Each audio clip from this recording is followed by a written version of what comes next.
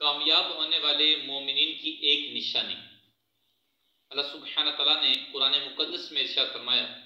وَالَّذِينَ هُمْ عَلَىٰ صَلَوَاتِهِمْ يُحَافِظُونَ، اور وہ جو اپنی نمازوں کی حفاظت کرتے ہیں،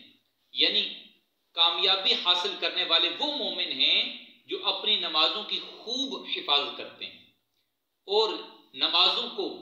ان کے وقتوں میں شرائط و آداب کے ساتھ پابندی سے ادا کرتے ہیں